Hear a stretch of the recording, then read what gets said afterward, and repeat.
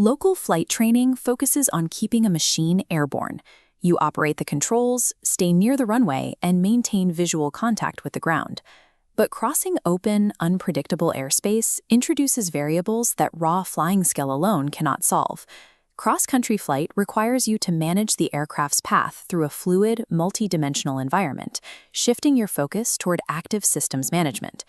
Drawing a straight line on an aeronautical chart from departure to destination is an incomplete plan. That two-dimensional line assumes the world is flat, static, and empty.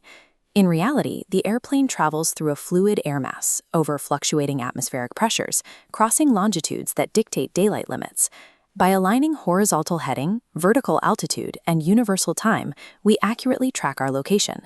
The aviation industry operates on a strict hierarchy: aviate, navigate, and communicate.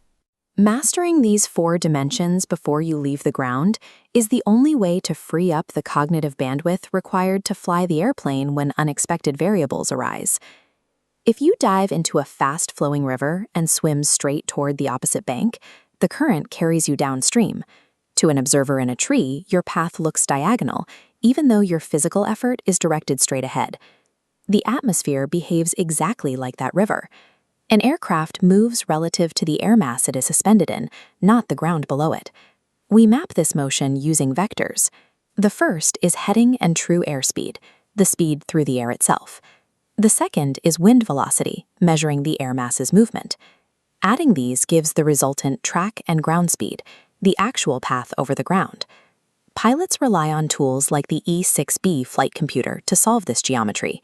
By inputting true airspeed and forecast wind, you identify the drift. This calculates a wind correction angle, applying a precise offset to force your ground track to match your desired route. Forecasts rarely match the exact conditions aloft. When the actual wind differs from your flight plan, you will experience a tracking error. You correct this through dead reckoning, applying current speed and direction to a known position to calculate a new heading. Horizontal navigation is a process of constant prediction.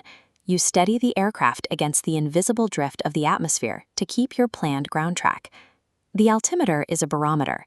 It measures atmospheric pressure, not physical distance from the ground.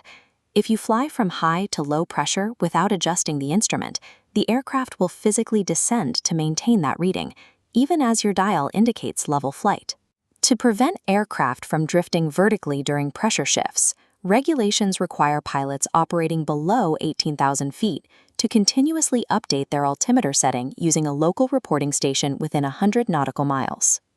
Once the altimeter is calibrated to the local baseline, you must select a cruise altitude. To separate converging traffic, VFR aircraft flying above 3,000 feet above ground level adhere to a strict odd and even formula. This is the west-even, east-odd rule. If your magnetic course is between 180 and 359 degrees, you cruise at even thousands plus 500 feet. If heading east, you fly at odd thousands plus 500 feet, providing vertical clearance. Traffic separation is secondary to terrain clearance.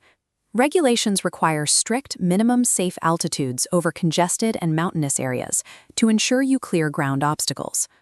To establish clearance, you map a 10 nautical mile corridor along your route, finding the highest obstacle.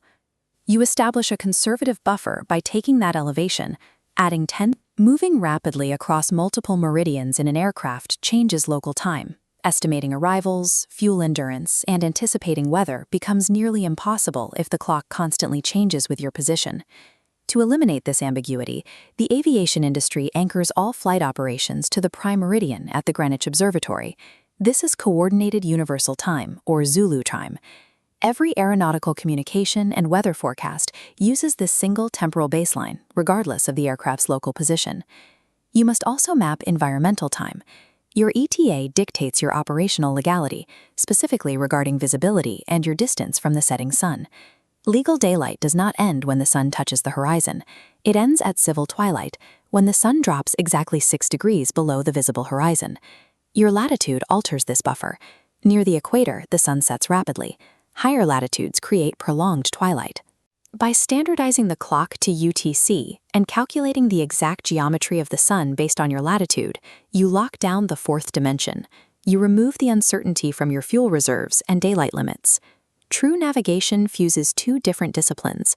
You combine pilotage, the visual verification of ground landmarks, with dead reckoning, the prediction of your position based on speed, wind, and time.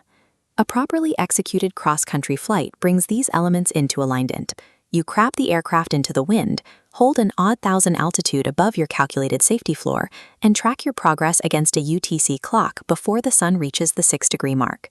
Every calculation performed on the ground builds an envelope of safety for the air. The math dictates the limits of the flight long before the engine starts. Locking in the X, Y, Z, and time dimensions before flight reduces the cognitive load in the cockpit, providing the mental clarity needed to handle radio communications and scan for other traffic. Mastering the 4-dimensional matrix of visual navigation is how you fulfill the core directive of aviation. It allows you to aviate safely, navigate correctly, and communicate effectively from departure to destination.